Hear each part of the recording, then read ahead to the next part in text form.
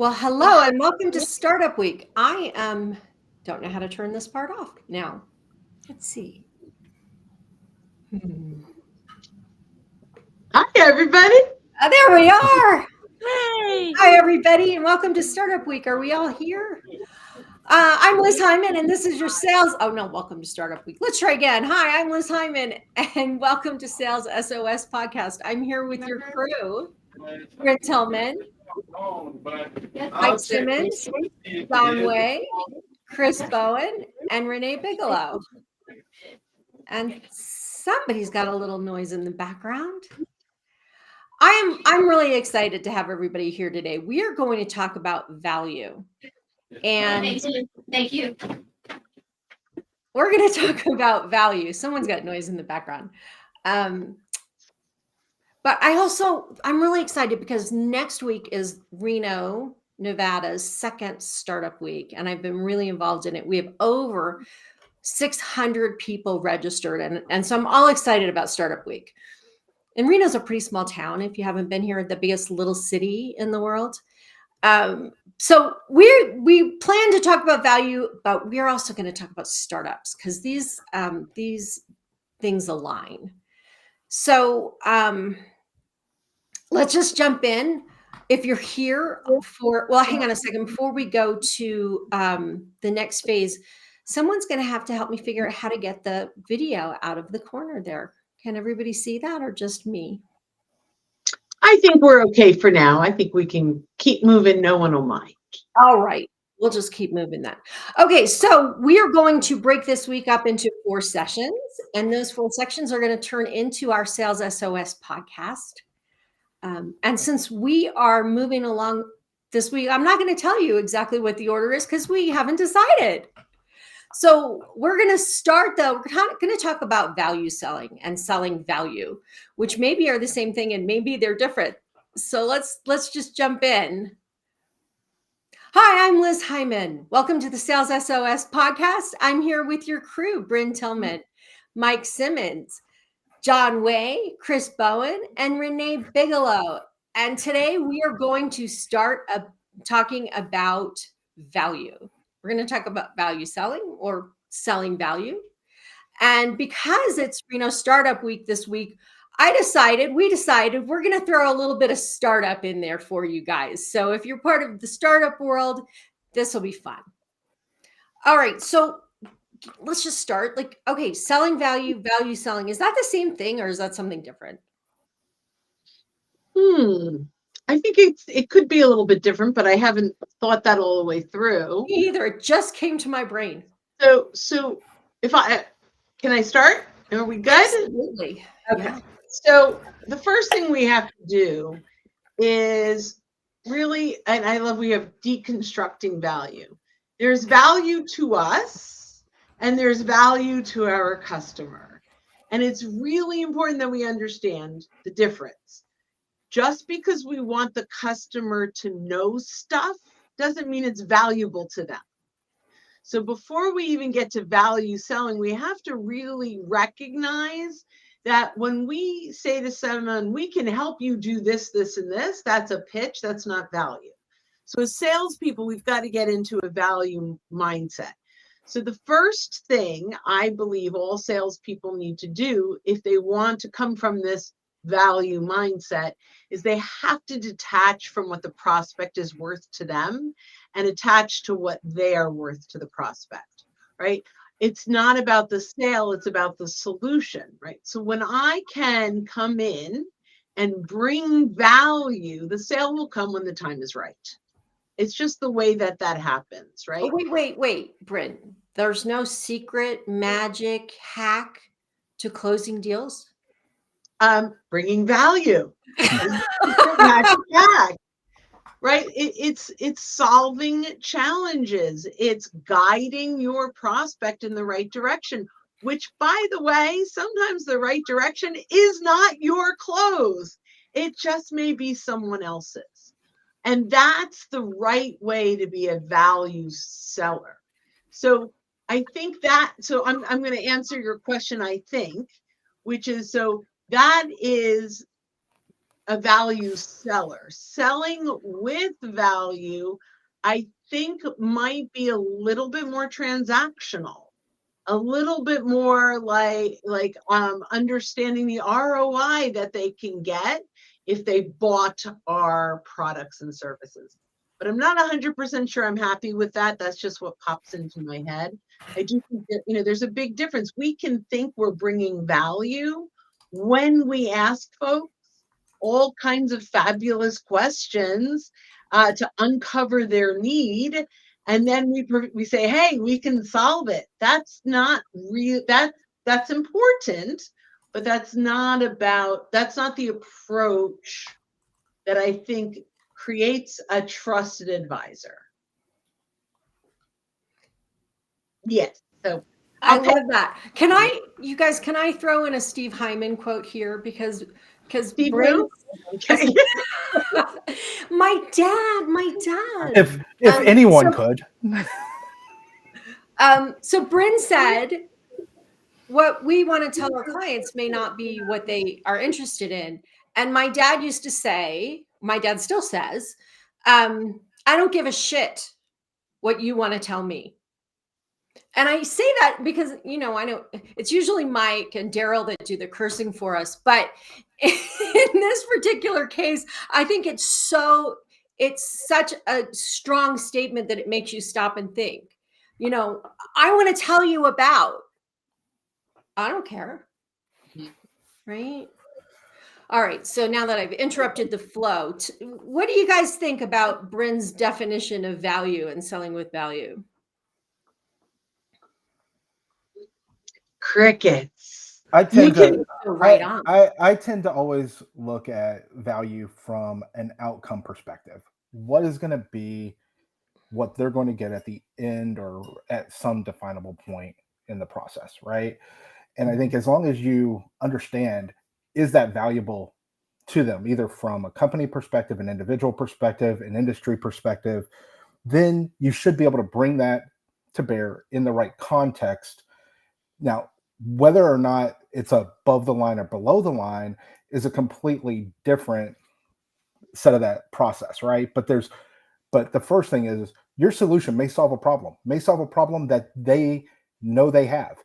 But if it doesn't solve a problem that is big enough to be above the line at that time, you're not getting funded, right? Oh, so value changes, Chris. Absolutely. What's valuable today may not be valuable tomorrow or might not have been valuable yesterday. Right. And vice versa, right? In the inverse as well. So that's how I tend to look at it. And I think if you're bringing value of some flavor into all of your interactions, then when the time is appropriate for that particular prospect or customer, you'll be, if not top of mind, you'll be in that short consideration list. And I think that's what you have to be looking at. You have to be willing to play the long game, because I tell people all the time, like, our focus on a particular quarter, year, what have you, why should they care? They absolutely should not. And if they're more focused on us than we are on them, that's a real problem, probably for their business. Yeah. What else? What else have you guys got on this? I'll add in to Chris's outcomes, which I love. I'll add in expectation, because you can have an outcome that solves the problem, but if it's painful to get there, or if it's not the way I expect it to go, that diminishes value greatly. So I think expectation coming in and being able to match to that expectation, and outcome matching on the outside, on the end, is important. So I think those two pair well together. I think in addition to that, to kind of also add on to what's been said already, is, coming from the background of a product owner and a product builder, you usually think, oh, the way that I increase value is by building bigger, better mousetraps. That's how I get value. And that's not always true. One thing that I know that I've learned is how quickly you can deliver the mousetrap can be very valuable, because some people want it tomorrow as opposed to 3 months from now. To Renee's point, how you deliver the mousetrap is also valuable. How you support the mousetrap after it's delivered is also valuable. So there are a lot of ways that you can add value without getting into the trap of let's just build more complex, more bigger mousetraps and so on. Mm. Mike, you got something? Yeah. Yeah, beauty is in the eye of what? The consumer. Yeah, it's that beholder, right? Like everybody has different tastes. Everybody has something that's going on. Someone who has a very short time to live is going to put value in some other things that they're doing than someone else who thinks that they're going to live for an eternity. And sometimes we forget that. We forget to ask the questions of our customers to gain a better understanding of the things that they value, and not only the things that they value, but why they value them and what happens if they don't get them. You know, So let's back up for a second, because this ties up what everybody's been saying is what I think your value is may have nothing to do with what's of value to you. So I have had founders, and here's a startup story, say to me things like, it was totally win, win, win. I don't know why they didn't buy it. I thought it should be bringing value to them, but in fact, it was bringing absolutely no value to them because they didn't buy it. Or for founders to be really focused on, one of the big things I hear all the time with founders is, I'm going to save them money, therefore everyone will buy it. Mm. But if you go back to what Renee just said, you're going to save me money. How much time, energy, frustration, and money are you going to cost me to get to that cost savings? So as we're trying to understand what brings value, we first have to understand what's going on with that customer. Is saving money important to them? Or is speed important to them? Or is more customers important to them? Or right? Or service after the sale. What is ultimately going to be important, right? I've seen plenty of customers where quality mattered a whole lot more to them than price. Like they didn't want to have this huge TCO at the end of a 5-year or 10-year life cycle of this product. They wanted to be able to say, hey, we implemented it, it did what we needed it to do, and we didn't have to do a whole lot else after the fact unless it was something that we wanted. It wasn't something being pushed on us by that particular vendor. this is why discovery is not a stage in a sales process. So okay, you got to expand on that. What is discovery? Discovery? Does it fit? Do they have a need? Do they have the budget? I'm done. That's discovery. No, you just tried to bant me. Come on, I'm not gonna fall into the bant trap. I'll bant you all day, Betty. Bant being budget. Oh, I hate band. Go ahead, but explain what it is for anybody who doesn't know. Budget, authority, need and timing. Timing, right. So here's what happens, I think, when you teach band. I mean, and I used to teach it and I still blocked because I hate it so much. What happens is you go in there saying, and I have experienced this with when I was being trained and we got kicked out of a very large company. So before I ever really used band, I hated it. So anyway, here's the thing is you go in, do they have budget is something I need to know. Who has authority is something I need to know, right? So none of this is from the customer's perspective. None of it. So if you walk in and say, so, I'm really looking forward to learning a little bit more about you and your company and seeing if we're a good fit. May I ask you, have you put budget aside for this project? They're like, I don't even know what we're talking about yet. Like, what do you mean? And other than yourself, who else will be involved in this decision making of this project? And all of a sudden, it's about, I want to take care of my needs and qualify them in for me. And I think that is horrid. Let's turn this around and just really talk about, their challenges, how that's affecting their world. Is this, a huge priority or an issue that's going way up to the C-suite or the board?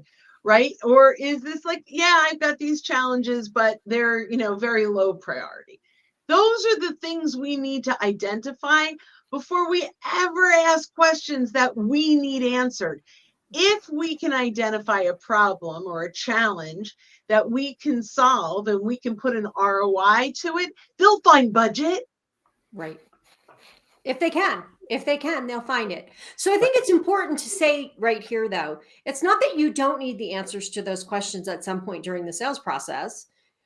It's that if you want to be valuable, if you want to bring value, that's not where it starts. So Mike, take us down this path of what should I be asking then? What kinds of questions should I be asking? What should the conversation look like if I want to bring value? I mean, my favorite questions start with what, like what, what problem are we solving? What needs to be solved? Then we get into things like who has it, who's impacted, who cares, a couple of different perspectives. And then from each of those perspectives, why does the problem persist? Why is it important to solve? That persist one gets into root cause analysis. Go and ask your 5 whys, get in there and channel your inner 2-year-old. You work through these basic questions of who, what, why, where, when, how, and that on the other one is that piece. Not only why does it persist, but why is it important to solve? Gets into the business impact of solving or risk of not solving, right? And by getting that perspective of all 3 people, the people who have the problem, the people who are impacted by the problem, and the people who care about the problem, you can help reduce blind spots. So I think you use your who, what, why, where, when, and how type questions effectively to both gather information, discovery, validate understanding of that information, confirm understanding of that information, and go deeper.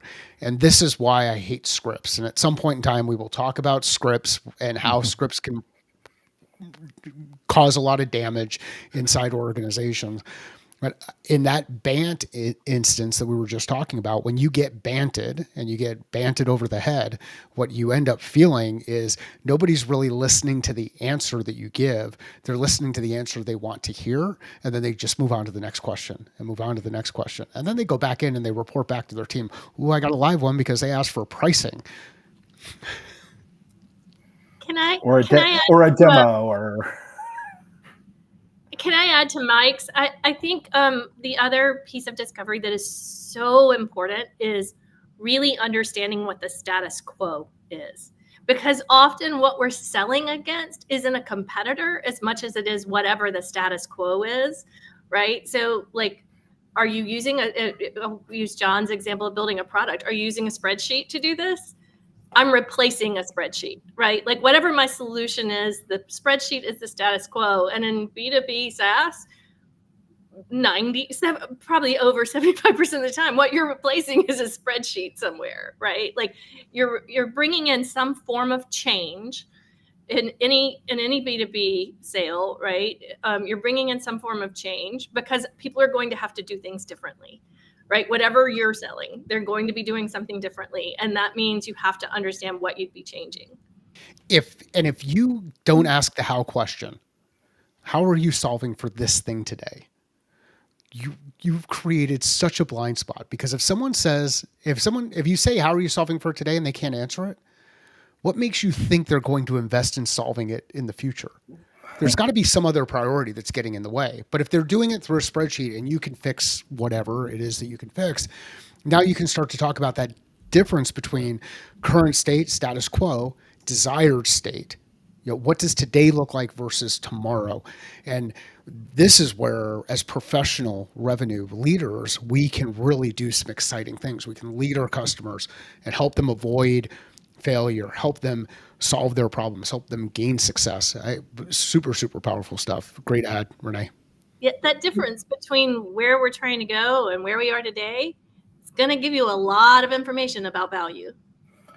As long as you understand, I think as long as you understand it from their perspective, where they're at and where they want to go, not where they're at and where you want to take them, because those two things may be very different, right? Right, hugely different. If they don't see it, it may end up being a sell, but just not now, right? Because it may take a lot of nurturing to get them down that path to where they finally start to see that value. At least that's how I look So at it. Yeah, Sorry, I'll- Jen. I also think, and I love what everyone is saying, but I also think we have to determine what happens if they don't solve this. What happens if they stay in the spreadsheet? It may be okay. Like we may say, oh my gosh, you should not be in a spreadsheet.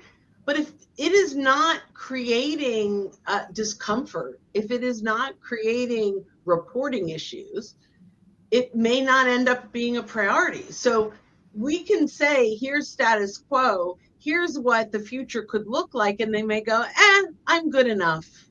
I'll tell you a quick story. I had a previous customer, and SAP wanted to sell them time tracking as part of their solution. And this company had 115,000 employees globally, and every single employee in the company had to track time on a daily basis because their customer was the US government. And in order to do this, what they had was a mainframe system that they had built themselves, and everybody used it across the company every single day, and it took 2 people to support that.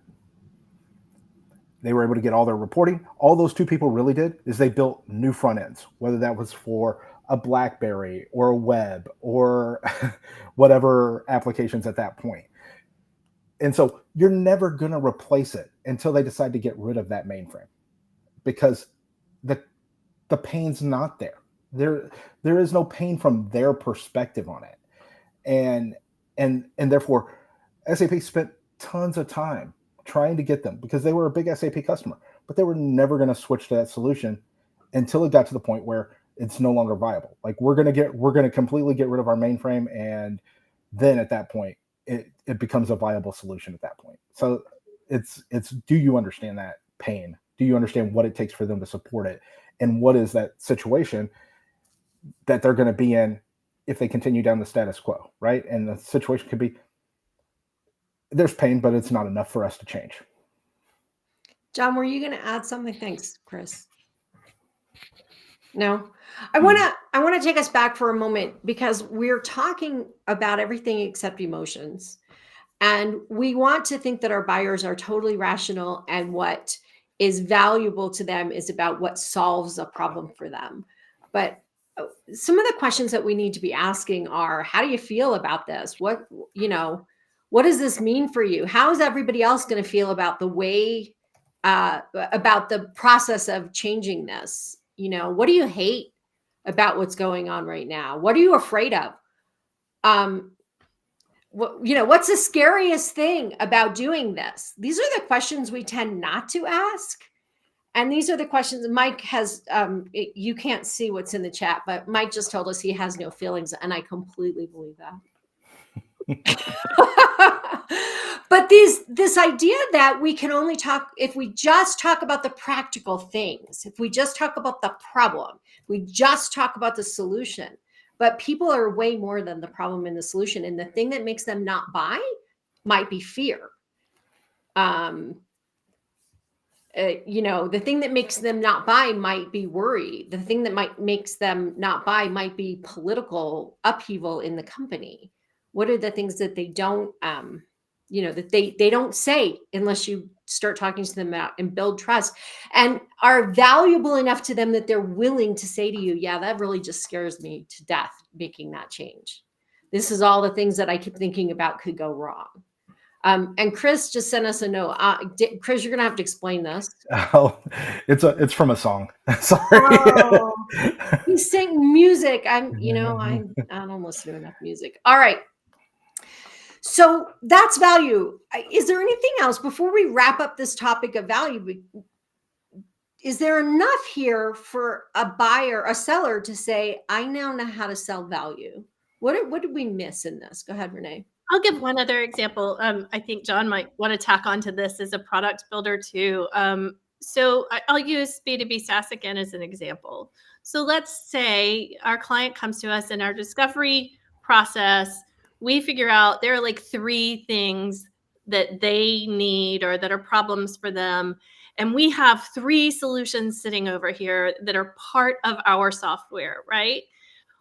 To Chris's point above, I'm kind of taking parts of it, what everybody has said. To Chris's point about what is above or below the line on what I'm actually willing to fix right now. I have a problem, but it's a problem I can live with, right? 2 of those 3 may be problems I think I can live with. Of those, one of those problems may be one that I, as someone who's a subject matter expert on my product and understanding how people get value from it eventually, I know that's going to be the thing that you really are going to get value from. However, I think what's really important is what the client recognizes that they will get value from. So that one that may seem the smallest, that one feature that may seem the smallest inside of your software could be the thing they are more than willing to pay for because that's what they value. However, if you're doing some full life cycle selling and marketing, you will be moving them into that feature. Once they get good value from that immediate feature, you will be showing them more value on that feature that you know is going to be life-changing for them down the road, right? But if you keep talking about that one that's going to be life-changing when all they care about is the small one that they were more than happy to pay you for, you can lose the sale because it's not, as Chris put it, above the line and priority right now, even though we know it probably should be. And I know in talking with all of you, we've had those instances before where we know a client really needs to be doing this, but what they're focused on is this. It's often the first step to that other thing. Was that Sometimes- too Eric, or does that Yeah. kind of break it down? Sometimes it can just be what's the level of change that organization can absorb Right. at any given point, right? Because big change requires, at least in large organizations, requires huge teams to make that happen. Maybe you have to start someplace where you're saying, hey, we know this isn't 100% what we think is going to be the most valuable thing for you, but it's where you have to start in order for you to get organizational buy-in for this stuff that's further down the line. And I think this, to me, is exactly the reason why Mike was talking about how you should not follow scripts. Because if you don't do that, if you're just following a script on a demo, you're just going to go through what usually, me as a product owner, what I think is going to be the most valuable. And you're just tempted to go through that every single time, as opposed to what everybody's saying here is through the conversation with the customer, you figure out like, oh, this other feature that I usually don't demo, but that's the one that they want to see. And then you go for that one. I completely agree with that. The other thing I wanted to say, Liz, when we're talking about value is there is a lot of value in helping someone navigate their own corporate structure to get your purchase approved. There's a lot of that.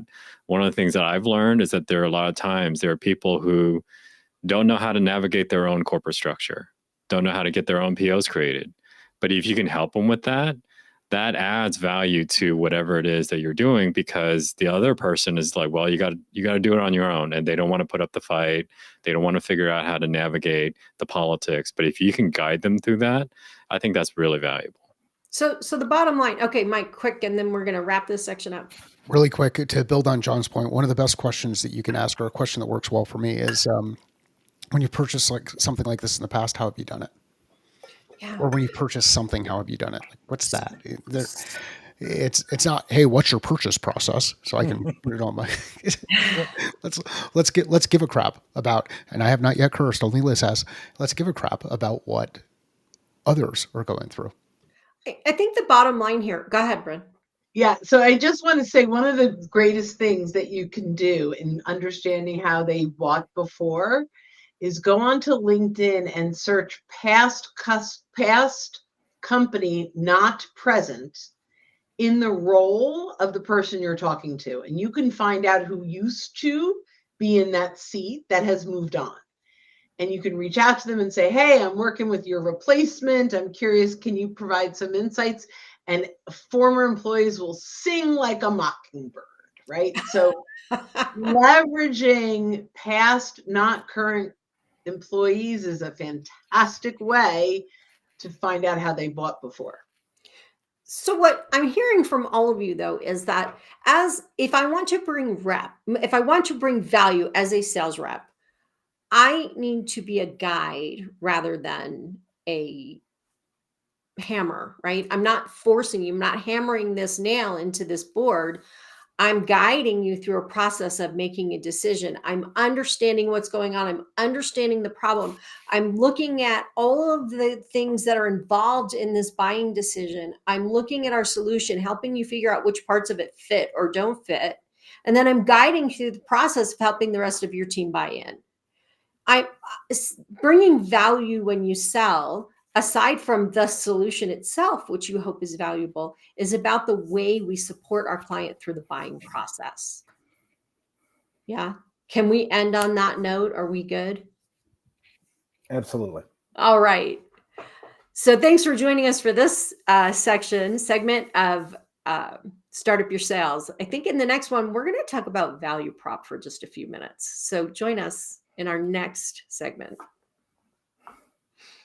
Okay, value prop. We're going to do that now. And I think we're going to try and add in some startup stuff to value prop.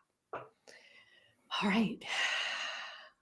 Welcome to the Sales SOS podcast. I'm Liz Hyman, your host, and I have your crew here, Bryn Tillman, Mike Simmons, John Way, Chris Bowen, and Renee Bigelow. And we are talking about deconstructing value. And we're going to talk about value proposition for a little while. But in honor of Startup Week, Reno's Startup Week, which I've been really involved in, we are going to bring in startups into this conversation, because I think one of the hardest things for startup founders to do is really understand value from your customer's perspective and how to write a value proposition that has meaning. So you guys, should I just start with my definition of value proposition? I do value proposition a little differently than some people. So for me, a value proposition starts with not your product. It starts with your customer's problem in their words. How do they talk about your problem? So your customer's problem in their words, how you solve it, that's your product, and why you're the best solution for your ideal customer. So you can't figure out your value proposition until you know who you're selling it to. And the part about why I'm the best for my ideal customer might include features, but it might include other things. So that's it. Your problem in your customer's problem in their words, your solution second, and why you're the best solution for your ideal customer. So that's where I start with this idea of value proposition. And I think it's really important. Bryn, hang on one second, because I see you. I think it's really important for startup founders to get this, but I also think it's important for every sales rep and every CEO and every company across the country and the marketing team to understand that value starts with the customer. Go, Bryn. I get so excited. It's crazy. So I have a prompt for large language models, whether it's ChatGPT or Gemini or Copilot, which asks the following things in order for a startup to articulate their value proposition. I'm going to go through: identify your target audience, number 1, yay. Define the problem, number 2. Highlight your unique solution, number 3. Benefits your target market will receive by working with you. What is your emotional appeal? So what do you do that gets someone to lean in and get excited about it? Credibility and proof. So what have you done out there? A call to action, because I actually think your value proposition should have a call to action. And then the final thing is, when you look at it, is it aligning with your brand? So does your value proposition, once it's written, does it sound like your brand, your website, all your messaging, your LinkedIn profiles, right? And so I love that, and I'm happy to share this. Yeah, that would be great. Prompt. Yep. So, yeah. What do you guys think? Are we in alignment here about value proposition? I think one thing that I would add to that list is why now? Why do they need to act now? Because a lot of times what I hear are value propositions, which are great for down the road. for 6 months from now, for 12 months from now. And there's not enough emphasis on like why you need to act now. So it's really interesting because when I am talking about building your ideal customer profile, one of the things that I add into that is when. When these people in this industry doing these things with this technology and this geography, when this is going on with them, when they're in a growth mode, when their go-to-market strategy has changed, when they're buying a new building, right? That when matters. So adding that to your value proposition is important so that they see it, but also for us to understand they may be my ideal customer next week, next month, next year, but not today because they're not in that situation right now. Mike, you got something on your mind? Just to add to what we're talking about, and I know we hit on it a lot in the last one, last discussion.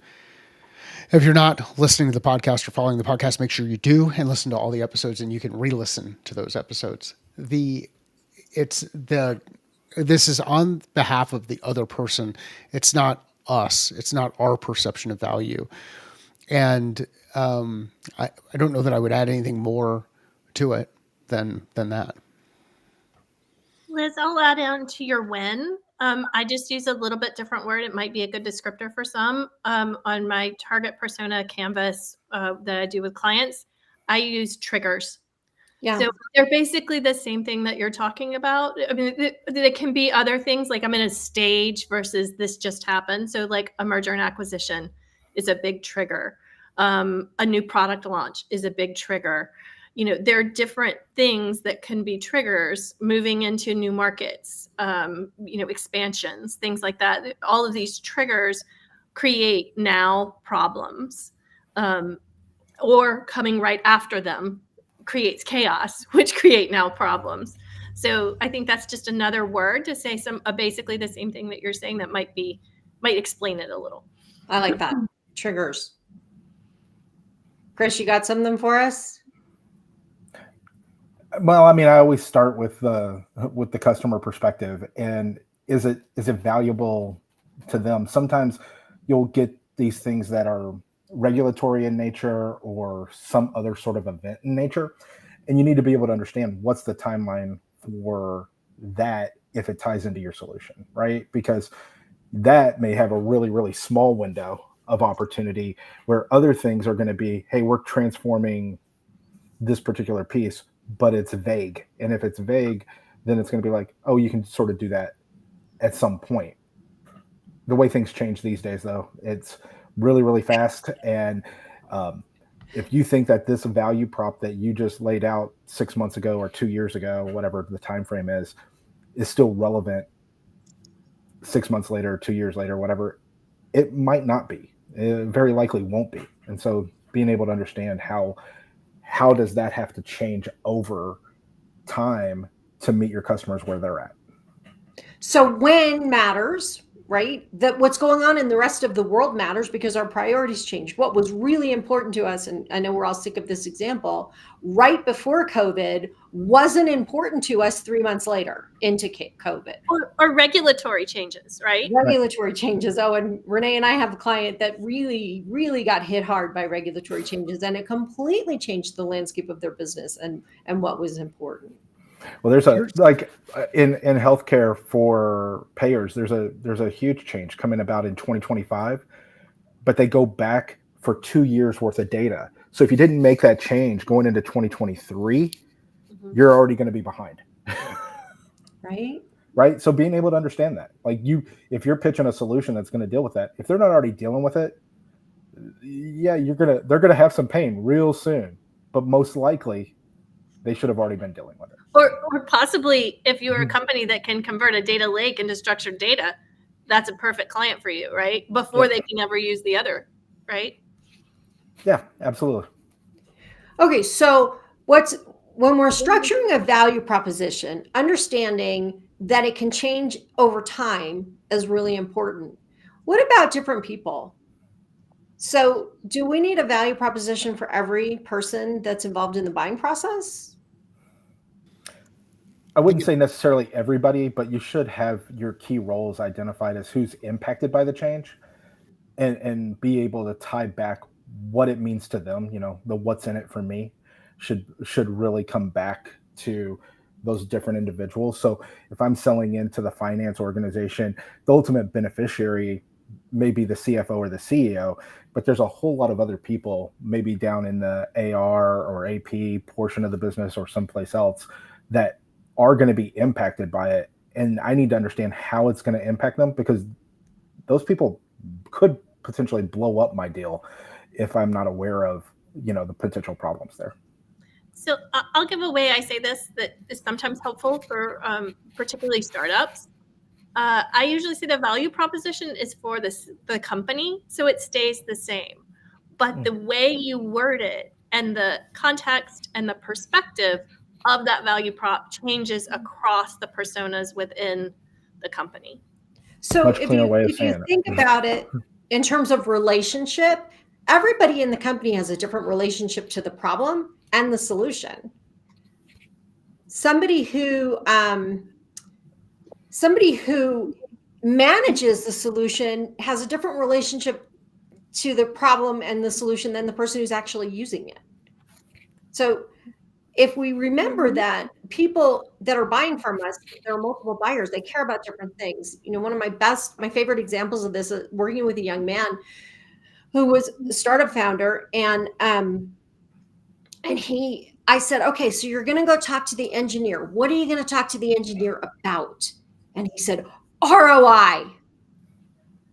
I'm like, no, because the engineer's problem is, does it fit? How fast does it spin? How much does it, what's the velocity? What's the volume? What's the capacity? Is it in my budget? Like, that engineer's not interested in ROI. So we think, okay, my value proposition is about, I'm going to, their return on investment is going to be really great because they're going to invest this much and make this much. But if I'm the one using the product in order to do my job every day, I'm not interested in return on investment. So Or in that situation with the engineer, you might end up building the Pinto, right? Where, a 47-cent piece would keep the bumper from impacting the gas tank and causing them to explode. But because they were so focused on the cost from how they had been beaten about it, they didn't put it in for that small minor piece, and it ended up costing them quite a bit more. So, Hey, Chris, for the younger folks on this call like me, what's a Pinto? it's a very old car from Ford that is not around. That is not around anymore. One of the things, and I think John had his hand up a little bit earlier. One of the questions that you can ask in this part of the process is, when someone says no or gets in the way of getting this thing done, why are they going to say no? What's their story going to be? What's your response going to be? And let's just listen to our customers and how they position things inside their organization. They may actually use different language than you use in your company. And if you can use their language, what you'll find is they'll start nodding on their side of the table, and things will be much more relatable, and you'll differentiate yourself from others that might be involved in a competitive part of the process. The other thing on the who piece that came up a little bit earlier, especially when it comes to funding, typically the people who are impacted by the problem or care about the people who have or are impacted by the problem have money.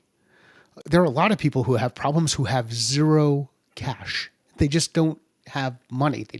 They're cost centers inside their organization.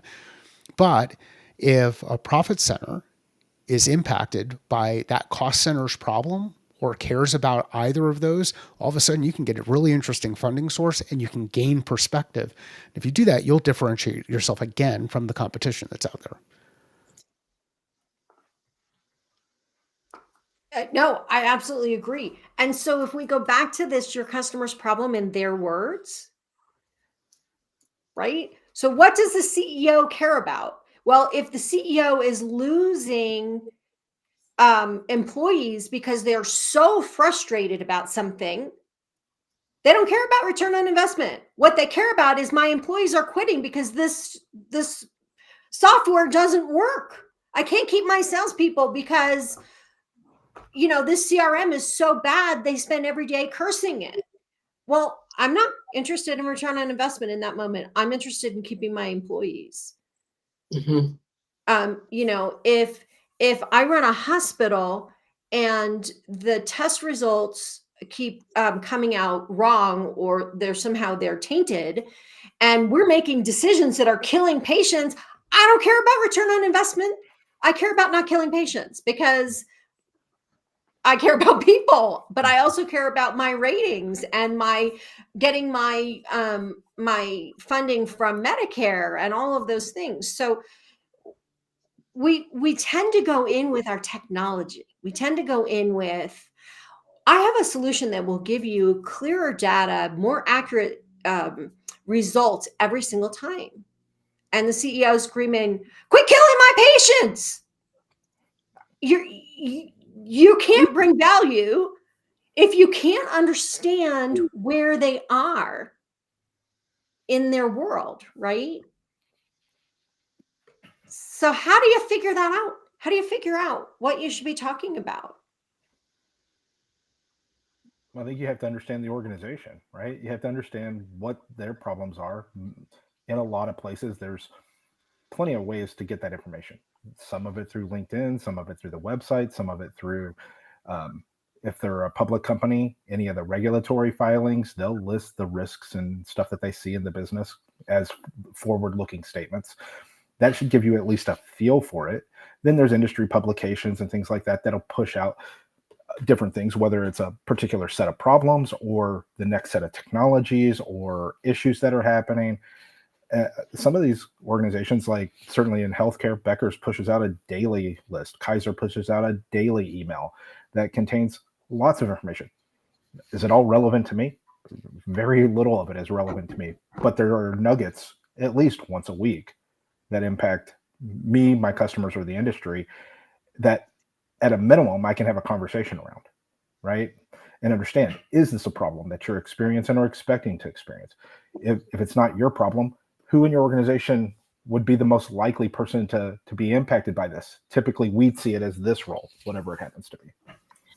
Bryn, what were you going to say? Oh, I think that this goes back to forming your value prop, like originally forming your value prop too, which is if you're really zeroing in on your ideal customer profile and your target personas, one of the things you're doing is trying to identify for your go-to-market and create, again, especially if we're talking startup, or if we're talking kind of a transformation within a company, new product, growth plan, whatever, right? If we are doing the research at the beginning of this and we're thinking for go-to-market, who is most likely to benefit from these solutions, right? And we map those to triggers, right? That win, then we automatically have some talking points to get to some of these problems, right?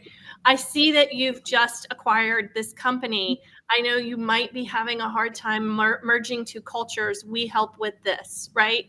I see that you're impacted by this new regulatory compliance. We have a solution that helps you take your data and migrate it over into this new reporting format, right? Or it's something along the lines of, I see that you, I see that you have just implemented a new CRM system. We have these sales enablement tools that work well in that CRM system, right? So they've just purchased something. Whatever those triggers are, along with the research that you're doing on who's most likely to benefit now, gets you into a shorter conversation because you already know some of those most likely scenarios. I think what's really important, what we're talking about is listening, right? And Bryn will talk about social listening, paying attention to what's going on in people's social media. Chris is talking about doing research. Amazingly, you can use AI to help you do that research. But there's also learning. So one of the things that we do is we separate from our sales teams. We let our sales teams have communication with the customers, get to understand them, what words they're using. And that never gets back to marketing. It never gets back to the CEO. Nobody's asking, what are our customers actually saying? Somebody was trying to help me with some messaging a couple days ago, and his big thing was, well, let's talk about competitors. What are their competitors doing? And I'm like, my CEOs aren't worried about their competitors at this point. They haven't gotten that far. They're worried about utter chaos in their sales organization, not being able to predict, not hitting their revenue goals. Nobody's doing anything. We have no new clients. They're not sitting there in a calm space going, I wonder what my competitors are doing today. I wonder if I'm caught up with them, right? So when we're writing copy, when we're talking to our customers, when we're bringing value, it's because we've been really listening and learning about them. John, were you going to say something? Yeah, I was gonna say, to the startups out there, you know, School of Hard Knocks for me, the biggest thing that was very difficult for me is that I confused value prop with feature. That's really tempting to do. And I would just think to kind of like to your point, Liz, technical founder to engineer, I'm like, oh, of course, this is value, right? You get to do this faster, whatever it is. But the person who's buying it doesn't care about that. They care about what does this problem actually solve for them. That's what they really care about. And to be able to articulate that, I really love, Mike, your comment about how do you map the cost centers problem to the profit centers problem? Because that's essentially what you're doing. You're mapping the engineer's problem back to the CEO. Like, how does the CEO see that problem? And that being able to do that correctly, that's the value of selling. That's the value of being able to articulate that value. It took me a long time to figure that out. It's hard. I'll also add, Liz, you talked about like the CEO cares about people quitting, right? Not ROI. Like, I think we also have to redefine ROI as part of our value prop, right? Like, because the ROI is your employees won't quit, right? Everything you're buying is an investment. Every company in a B2B world is expecting a return on that investment. Is it cost savings? Is it a dollar amount? Possibly, but there's a through line there that you have to get through to get to that dollar amount. And in that instance, it's don't kill my patients. That means I'm going to have lawsuits. It means people won't trust me. They won't come to my hospital anymore. It means if it's my employees are quitting, it's what is the cost to replace each employee, right? Like, so there's a through line that you have to do to get there, but there is a dollar amount that somebody's placing on that investment somewhere. Yes. So it's the perspective of what is ROI for that person that's important. But yes, and leading with ROI is not always the best place just because they're the CEO. No, you can't lead with it because you don't know what that is yet. Right? Right. Yeah. Thank you. How do you calculate value? You close with that, what that ROI is, not lead with it. Based on your understanding of the math from their perspective, not your math, because heck, if I can save your employees 20 minutes a day and you have 10,000 employees and they work 20 days per month, can you imagine how much money I just saved you by doing this? Well, come on, man. What do you think they're doing with the extra time? Saving them from what? Like all of that kind of stuff. So think about resources are things like energy. Energy is a resource, time's a resource, money's a resource, people are a resource. Like, where are we putting time, energy, and attention in the things that we're doing? And is it the right place? And I know this is going to be shocking to many of you out there. Some people really suck at decision making. And here's what's really interesting about that. I want to take that to the next level for just a second as we wrap this up, is I bring value when I'm helping somebody make a really hard decision. If I don't think you've been listening to me, if I don't think you truly understand what's important to me and my team, if I don't trust you, if you're saying stuff and I'm thinking about other stuff and we're not connecting on it, that makes that decision that much harder. So if we go back to what we were talking about in our last episode, which is how do you bring value? We bring value by helping people make really difficult decisions. Do they trust me enough to let me help them make that decision? And if they don't, what do I need to do to help build that trust. And that's not about me, it's about them. What am I doing for them to help build trust that I'm going to help them make this really difficult decision and they're not going to get fired because or lose their business because it was a big mistake. All right. All right, let's wrap up this section. Is there any last, can we end on that note, or do we have any last thoughts about value propositions? If you haven't written a value proposition that sounds like what we've been talking about, go back and do it again, whether you're a founder or a 30-year-old company, or you've been selling for 20 years or 2 days, it doesn't matter. Go back and look at it and see if you're still talking about what matters to your customer. Thanks for joining us on the Sales SOS podcast. We'll see you in the next episode.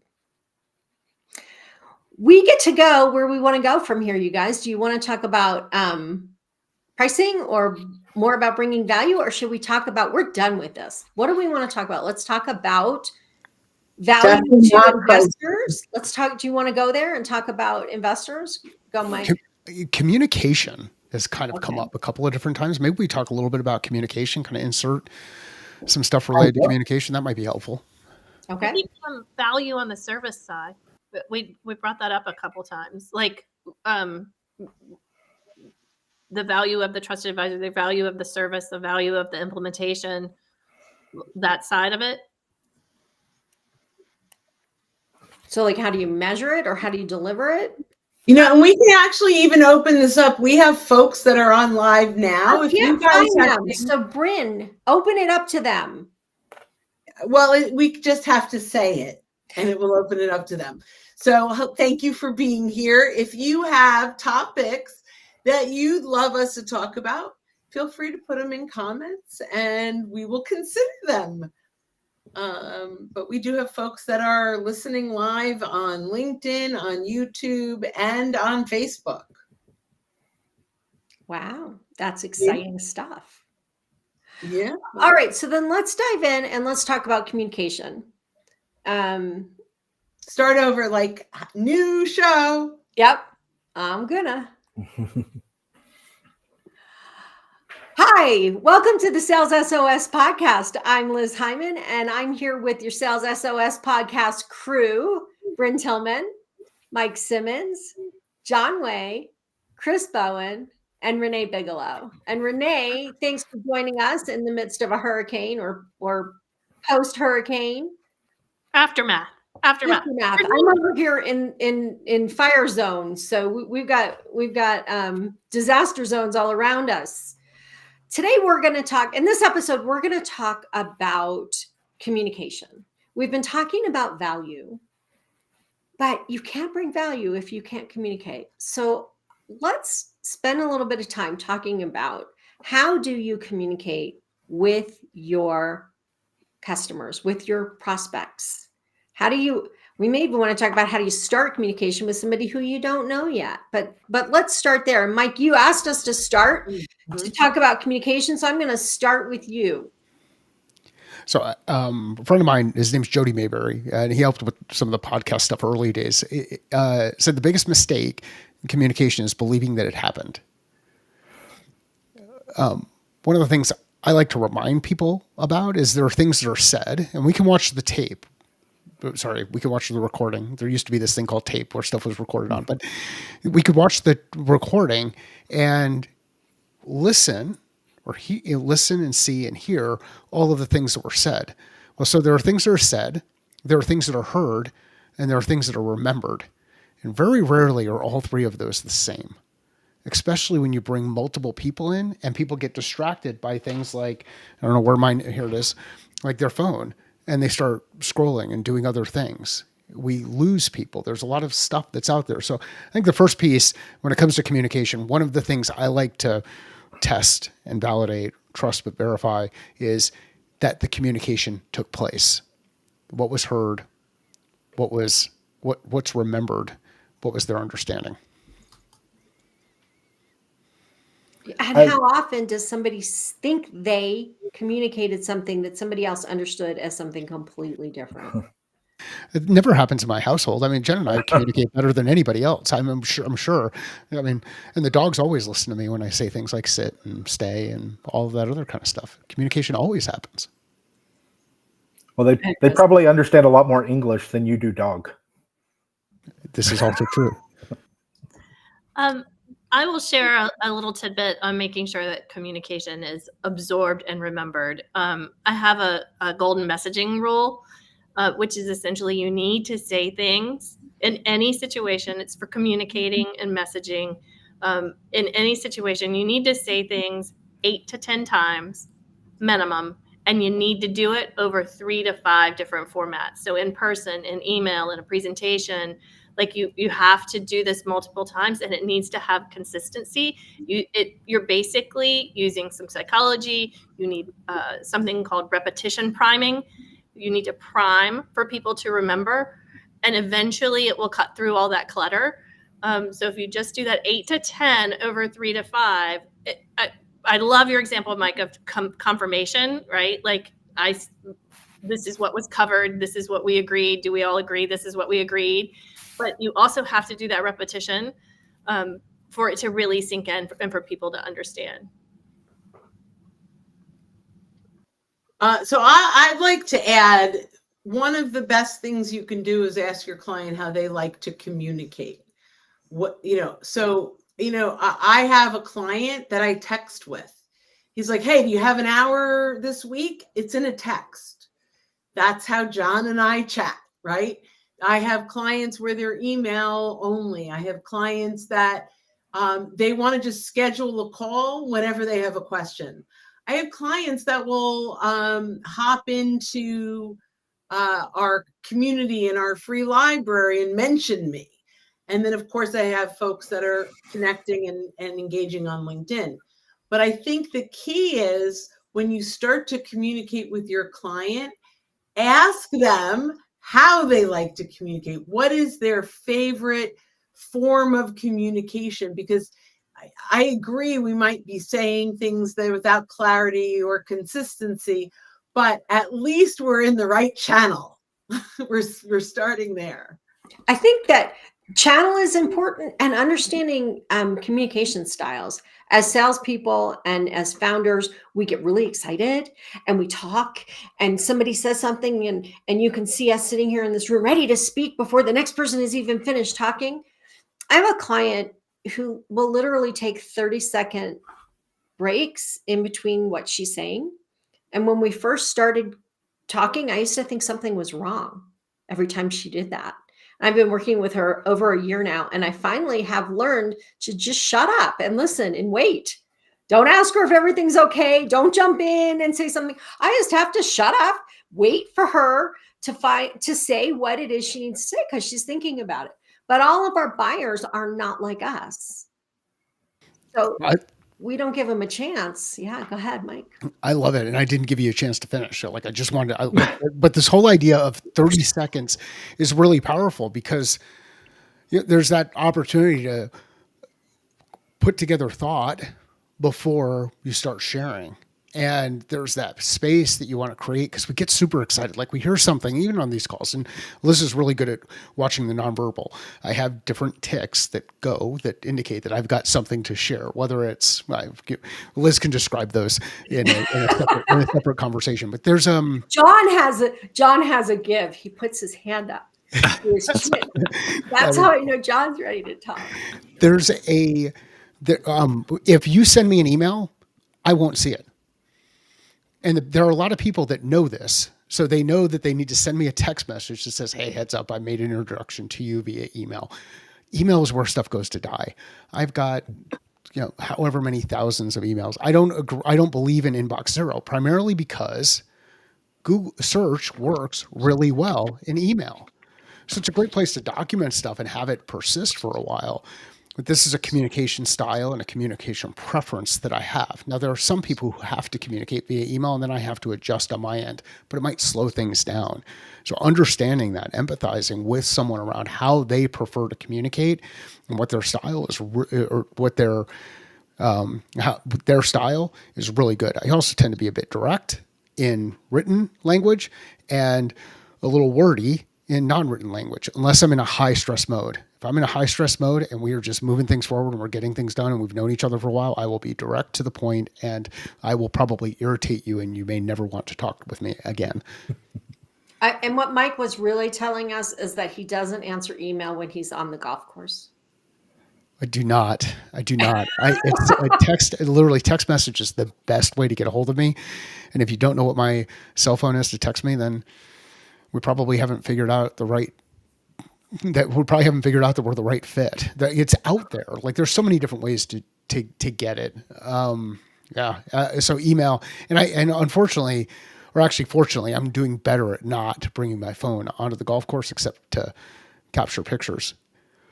I just erased my whiteboard. Would it be helpful to share a model? Sure. Okay.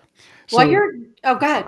Yeah. So one of the things that happens with this whole communication. Okay, wait, hang on a second though. As we're speaking about communicating, some of you are listening and there's no video. So for those of you who are not seeing the video, Mike's going to explain what he's drawing. I am. And what I want you to do, if you're not watching the video and you're listening to this, whether you're working out or you're in the car or whatever, think about a square. Everything that we're going to talk about is going to work. We're going to work around a square as a tool. And at the top of the square, just write who. At the top of the square, write who. Who is part of the communication? Who's in the room? Who am I communicating with? It might be multiple people. It might be one person. On the right-hand side of the square, I want you to write down TO.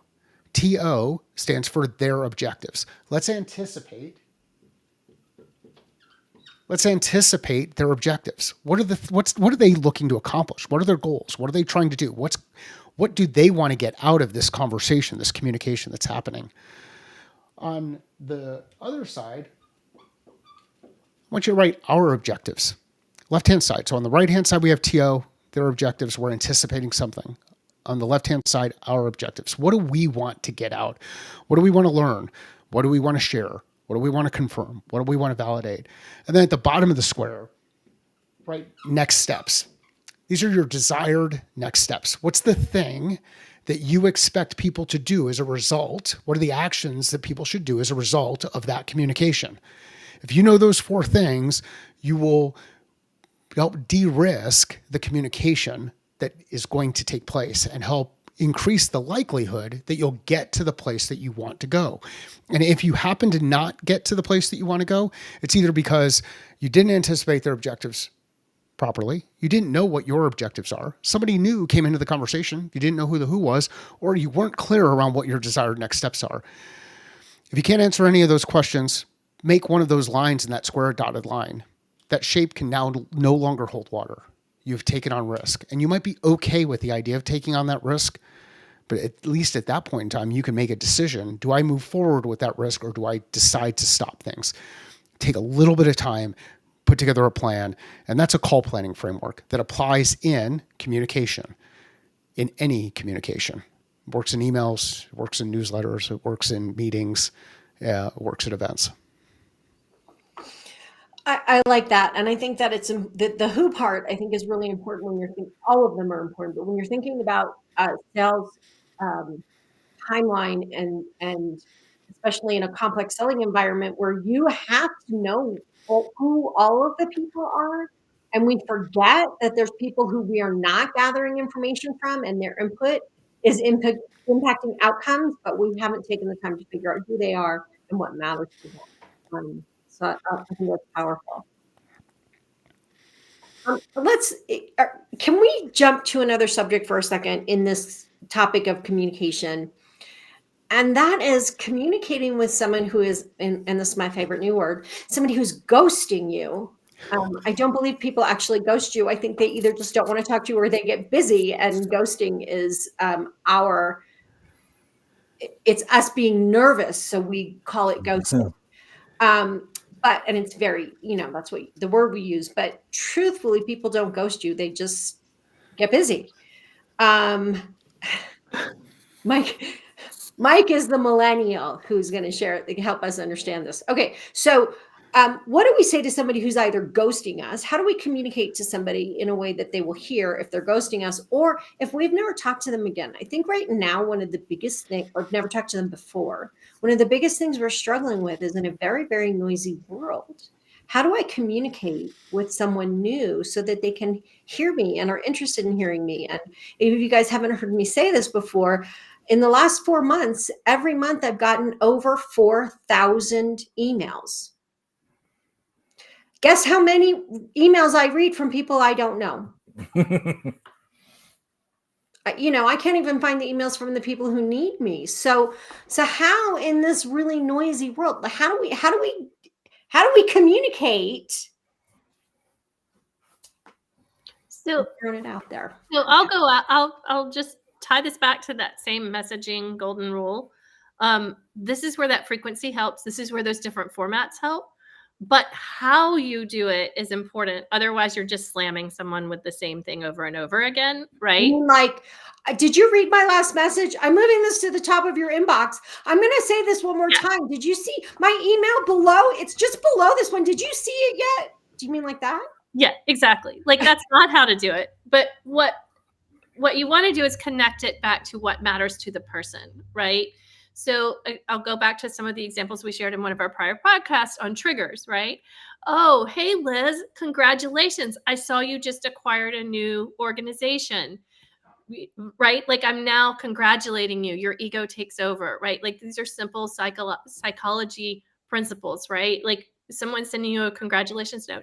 If I knew that you haven't read my last 3 emails, if I can see that they've never been opened, then maybe I want to send it to you on LinkedIn, responding to your announcement, right? Like trying to just get through in some way and about a topic that is important to you, right? Like those all count as some of your touches and ways that you can get across. Bryn, you're really good at this. Help us out here. How do we talk to people who don't know they want to talk to us, who we don't know yet? Yeah. So I think we have to start with understanding what they need before they're thinking about our solution. So what's going on in their world before they know they need us? Because that's where we want to grab them. Right? So what challenges are they facing? What are they Googling? What are they looking for? But if we are only looking for people that know they need us, we're very late in the buyer's journey. Right? So it's really important that what we're putting out there goes back to what is valuable to them early on.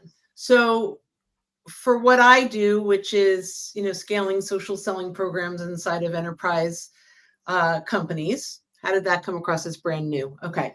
But that's what I'm doing, right? So rolling out successful social selling programs inside of organizations, if I start my messaging around, you need a formal, scalable social selling program. So here's some information. It's too late. They're way far down in the rabbit hole. But what if the problem is, man, our pipeline is shrinking? Holy cow, first conversations, our sales reps are not having any. Boy, we're not getting a whole lot of client referrals. How do we fix that? Those are the things that are happening before they even know that LinkedIn should be a solution. So what I implore people to do, how do you start the conversation with someone that needs you? Figure out what they need way before they need you. Then you are the one who is influencing the way they think about that solution. And many times they don't even shop you, right? You are the one that has helped them along the way. And then the call to action is, hey, I see where you are. I've got some ideas and insights for you.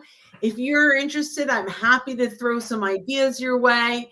It's not exactly what I do, but I work with lots of people that are in this area, and I've talked with a lot of people that have failed and succeeded, and I can kind of maybe even help you get there. And we're not solving that immediate problem, but we are now positioned that when they've worked through that piece, that we are one of the solutions they bring in. And really, I mean, one of the statistics, I think it's Corporate Visions, 74% of buyers choose the company or sales rep that was first to add value and insight. So we've got to get in there early. So hang on just a second, you guys. I want to go back to what we're talking about last episode, which is your customer's problem in their words. Bryn just did that for us, right? The CEO or the head of sales or somebody saying our pipeline is, there's nothing new in there, right? Or we're not having first meetings. That's the language they're using in their own world when they're talking about problems. They're not going, we really need a LinkedIn solution that's going to elevate our, right? People don't think about problems that way. They think about them with, they're frustrated and they're looking at it and they're worrying about it. It's not a problem if they're not thinking about it, worrying about it, and talking about it in their terms with their people. It's not a problem otherwise. If they're looking at a value solution that's going to, so what? John, you got something for me? Yeah, I was going to say that I think you just have to be creative. One of the things, because we talked about, emails being ghosted or maybe LinkedIn being ghosted, but, it never hurts to make a phone call.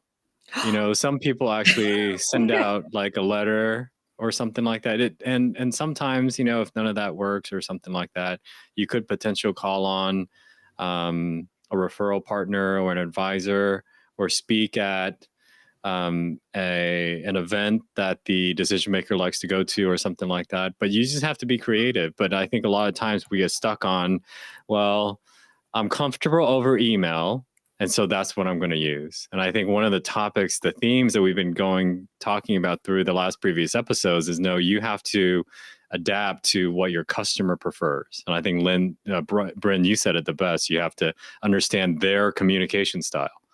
And what if they're like Mike? Mike ghosted you. Well, that's because Mike doesn't read emails. You have to show up at the golf course. I got a phone call yesterday from somebody who said, Liz, I sent you 3 emails and you didn't respond to me. And I never got one of her emails. I looked and then I finally found them in my junk folder. I'm like, I was not ghosting you. I absolutely would have written back to you or called you if I had gotten it, but I did not. Liz, I'll add a little more context to this, making sure you're known. One of the things from a marketing perspective that it's our job to do for marketing is to make sure our brand is known earlier and earlier in the buyer's journey, right? In that buyer's pyramid, right? The earlier that you know my brand, the more likely that there's a recall when you understand you have that problem that you're going to go to it. That is equally important for a person. So from the marketing perspective, it's the brand. But from a sales perspective, a relationship perspective, you want the person to know the person they're going to call on well before they need to call on them too, right? Because the earlier they know and trust that person, as a human, as a good human, or have a relationship, the more likely they are to be like, oh, I know someone who does this, right?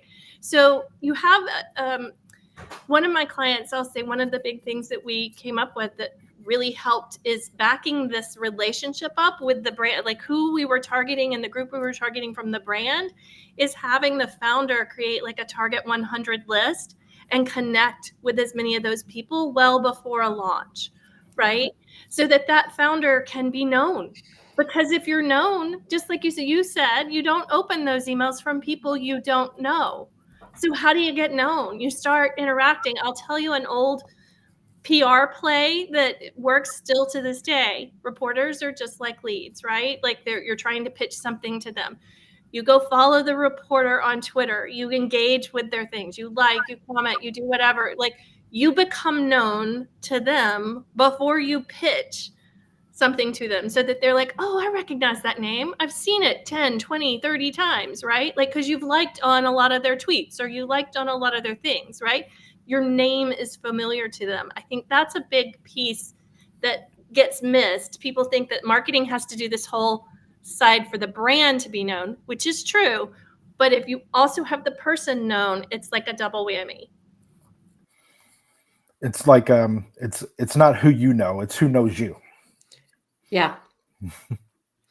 Yeah, but I think this is also ties into this idea of getting referrals, right? In this very, very noisy world, if I don't have credibility by myself, I need to borrow credibility from somebody that does have credibility with the person I'm talking to. And I have to tell you guys, I'm sitting here doing my C's, right? We've talked about curiosity. We've talked about creativity. We've talked about communication.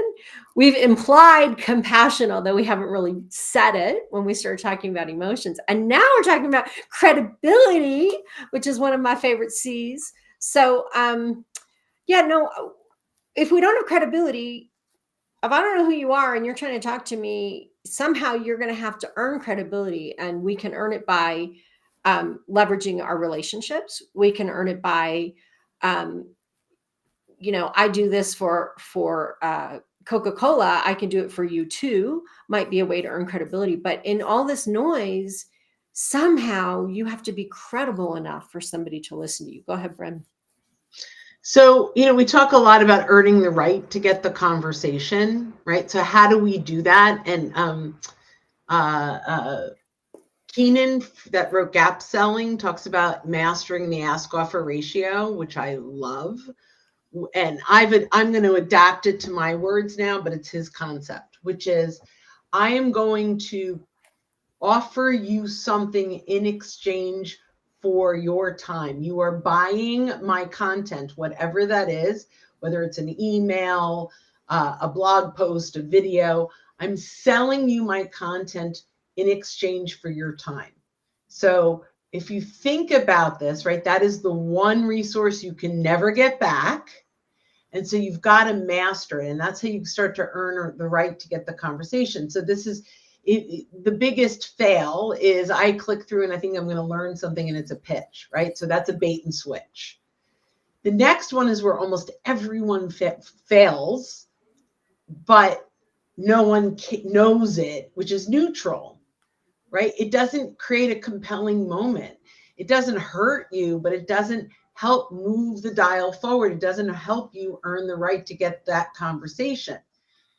When you have mastered the ask-offer ratio, at the end of them, of consuming your content, they're like, man, that was a great use of my time. And when they say that, they're willing to take your call because they believe that even more time will be well spent.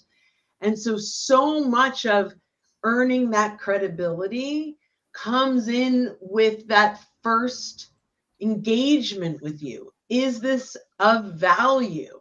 And when you can continue to bring value in every point, they go, man, I got an ROI on my time. Then they'll book time with you. So, John, what you got? I was going to say, to add on to what Bren just said and Renee said, and your topic of credibility, like one of the things that I think people make a big mistake on with referrals is all they care about is get me the meeting. That's all they care about. Just get me the meeting.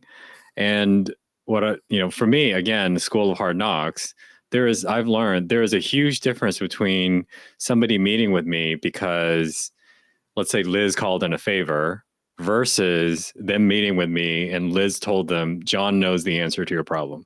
That is a world of difference. And if we all know what the outcome of calling in a favor is going to be, right? We meet for coffee and that's pretty much it. So how do you get the second kind? And that to me is again, School of Hard Knocks of learning all the things that Renee just talked about. Like you have to show up in places to where people can say, well, don't take my word for it. Look at what he wrote.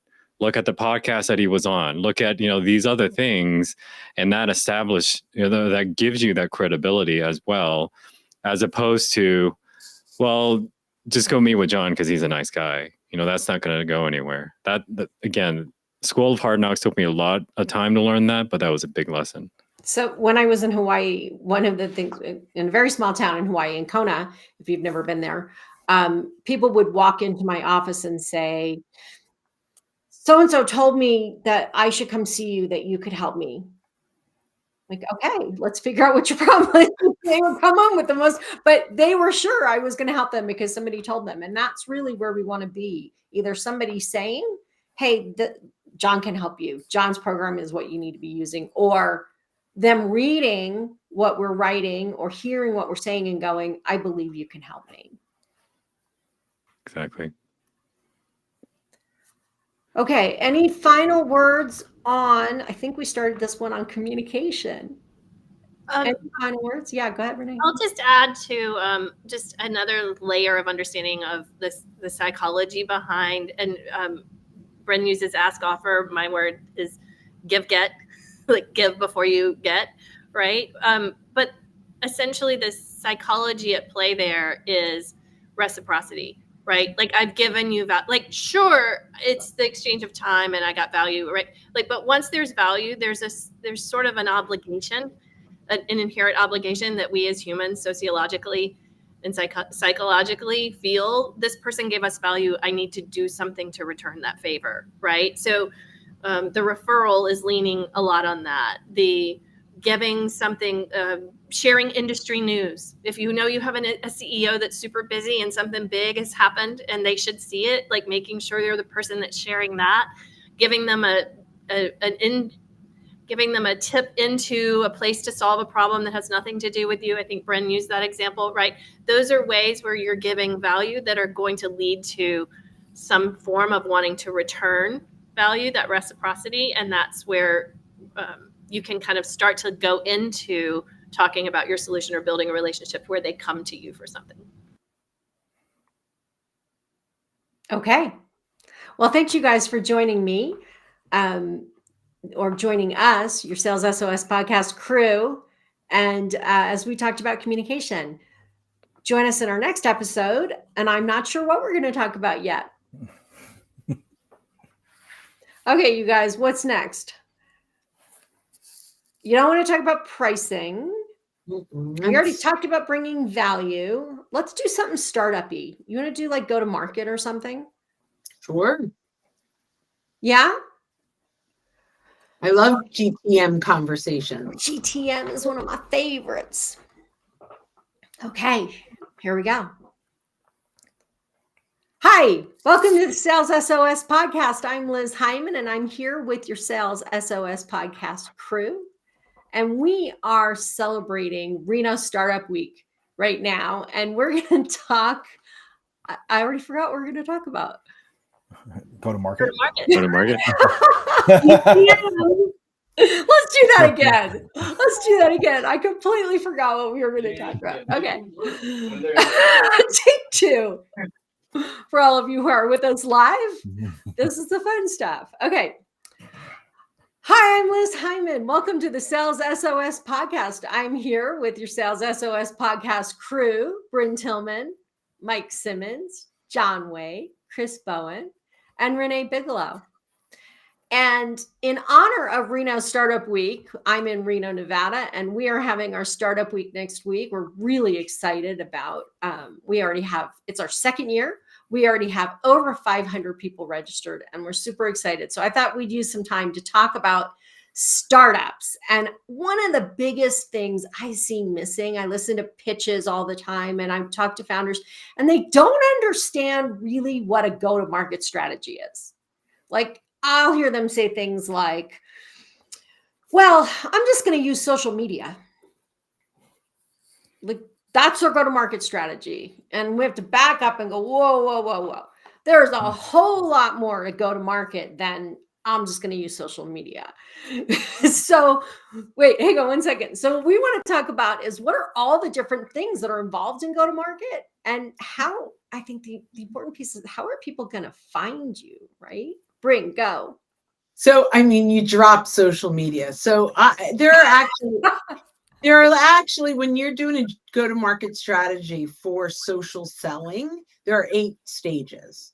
The Okay, wait, first one, stop 1 second. So this is not I'm just going to use social media. Like you actually have a strategy for Yeah. using social media. It doesn't just like happen. I'm going to use social media. I'm going to have an influencer. Like it doesn't just happen. There's like a plan. There's a strategy. It's called a go-to-market strategy. Okay, sorry, Bryn. Go ahead. Give us the No, I love it. This is strategy. so when it comes to social selling, and this is my myopic view.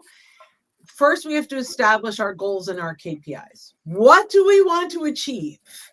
Right? What is our goal? Is our goal to create more trust-based conversations? Is it about downloading ebooks? Is it like, what is our goal?